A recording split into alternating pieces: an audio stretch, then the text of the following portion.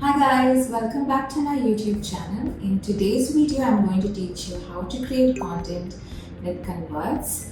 I'm aware that there's a bit of an issue with the sound. There seems to be an echo here. I'm trying to figure things out and I'll be investing in a good quality mic soon. But until then, please bear with me. Alright, let's get into today's video. Now, when it comes to creating content for Instagram, blog, etc., it can be sort of it can feel like a puzzle that you're not able to solve. And the reason why many of us struggle with creating content that actually sells or brings in conversions or sales is because we don't really know who our ideal client or ICA is. I already have another video where I talk about ideal client and how to define your ideal client, and it's something that I teach in detail in my 90 days coaching program called Creative Biz Accelerator or CBA. However, for the purpose of this video, I'll give you a brief explanation on what ICA is, okay? So ICA or Ideal Client Avatar is basically an imaginary person who is your ideal client or who's like your favorite client, someone whom you would love to work with.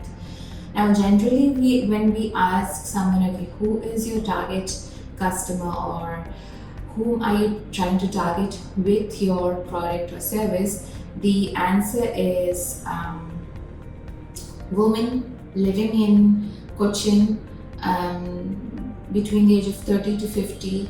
The household income is $100,000 a year, something of that sort. Like, it's very vague and it's very broad. Okay. Whereas ICA, knowing your ICA means you are figuring out not just their demography, but you're also figuring out their psychography. So what are their values? What are their opinions? What are the things that they love doing? Where do they hang out, both virtually and physically, like in person? What are the things that they love to do during their free time? How many children do they have? And if they do have children, in which school do the children go to? What is their disposable income? And most importantly, what are the areas in their life or business or in whatever area that you're trying to target, like what are the struggles that they're going through and how is your product going to solve that issue for them. Okay, so we call this pain point. Now, in terms of artist or art related product, a lot of times when I tell my clients and students to figure out what the problems their ICA is facing, they're like, what problem am I going to solve with my artwork? Or let's say if you're a baker, what kind of problem is the cake going to solve? Now, when we say problem, it doesn't have to be like a problem. It doesn't have to be this humongous humanitarian issue or something that you're going to tackle. No. Let me give you an example. Let's say you are an illustrator who does nursery illustrations or who does children's illustrations. So you have a lot of artwork that can easily be printed, like digitally printed and hung in kids' rooms. So your ideal client would be, let's say, for example, would be a mother or a pregnant mother or a mom-to-be who is setting up her child's nursery or who simply wants to hang a few child-related quotations or illustrations on their wall. So that is the problem that you are solving, because that mom is not an illustrator herself. Okay, she doesn't know how to draw, whereas you know how to draw. You have a lot of illustrations already out there ready to be printed. So you are going to target her by solving that problem. So that is the problem that you're solving for her. Like I said, it doesn't have to be anything drastic or anything huge. It just has to be some kind of struggle the client is going through at that point in time.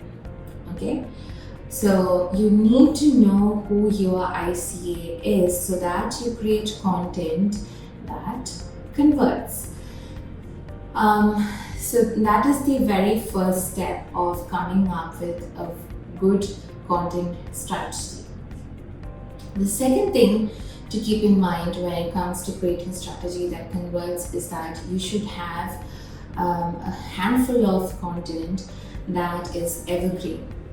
By evergreen, what I mean is these are the types of content that people will look for on Google or YouTube or anywhere else really, no matter how many years have passed by since you posted that content. And this content ideally should go on your website or on your blog. So, to give an example, let's say you are a family photographer and your target ICA are mothers or wives looking to take photographs with their husband and children. Okay, and one of the content that you can put out on your blog would be how to pick outfits for a photography session, right? This is one of the struggles we go through when, or at least I've gone through when I hired photographers a couple of times. So I've hired photographers to take photos of my family, and I've also hired photographers to take photos of me professionally, like headshots. And figuring out an outfit that would look good in photos on camera is something that I was trying to find answers to when I hired them. So the good photographers I worked with already gave me all the information. However, the reason why I'm giving you this example is that a lot of times your ideal clients are looking for answers to these questions or trying to solve these issues themselves by going online and searching for these kind of articles. So you can put articles, post articles like these on your blog or blog/website so that when people search for them on Google, they are able to find it. Now, the key thing to remember here is that the content has to, your content strategy or the evergreen content, should go up on your blog, okay? So that people find you when they search for you on Google. When you put these content on Instagram, you can, but your starting point should be your blog. Now, on Instagram, the search function is not that great. They are making changes to it, but Instagram search is nothing in comparison to Google search. So you should have your content up there on a blog so that people are able to find you through Google and SEO and all of that. Okay.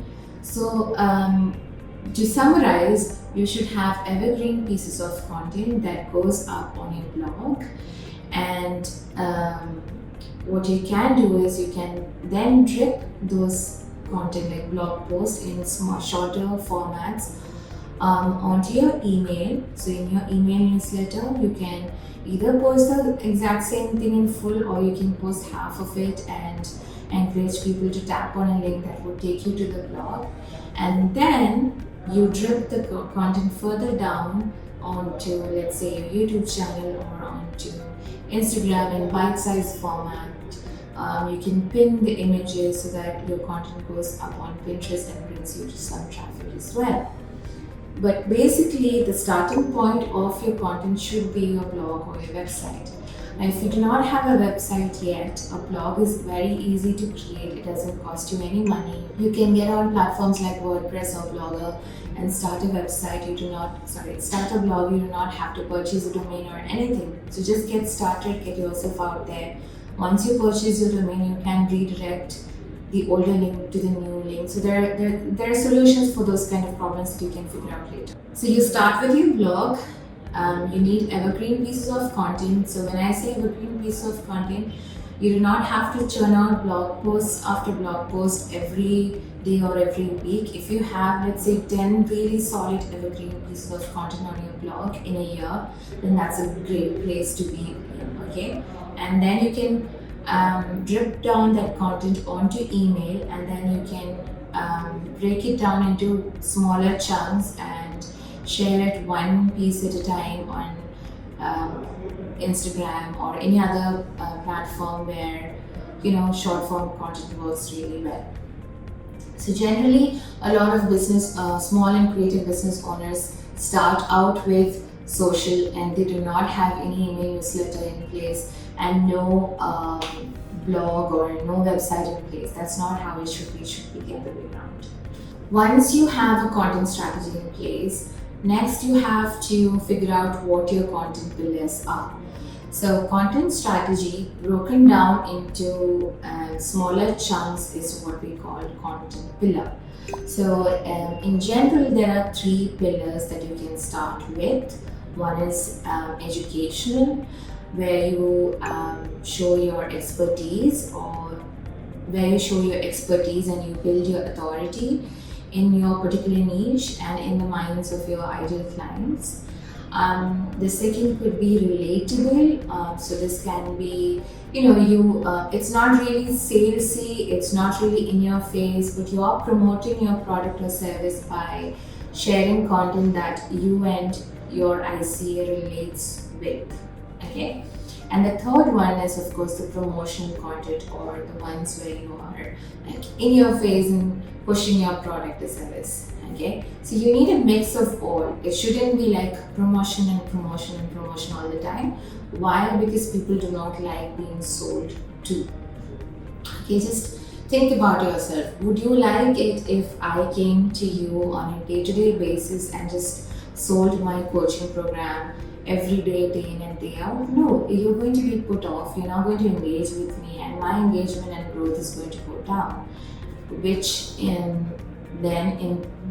turn is going to reduce my conversions as well. So I, as a service provider or a product seller, I should have a mix of educational content which brings value in for my ICA.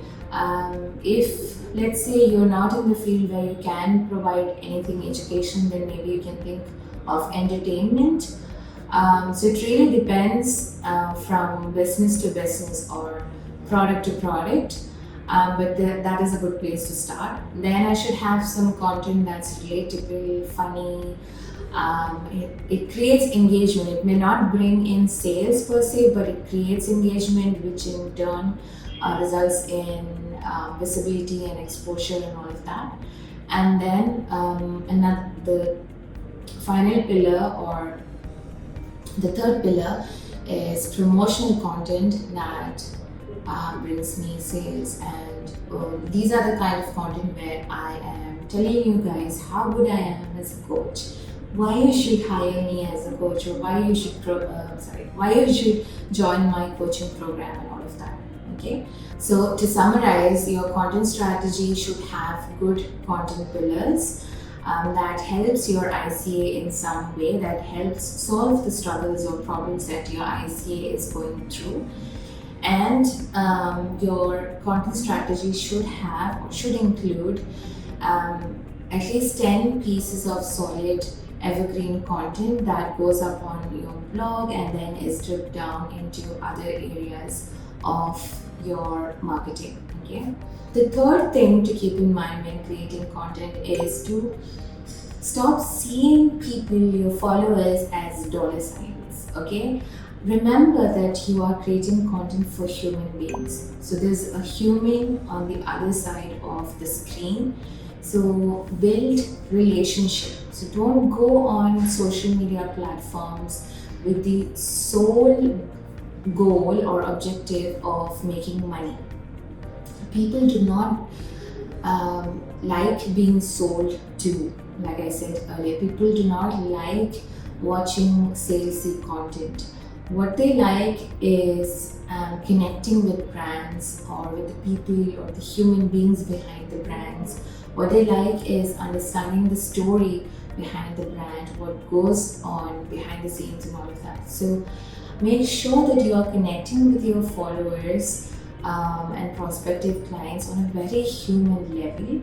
And as artists, you guys have a competitive advantage here, because you are not this big corporate.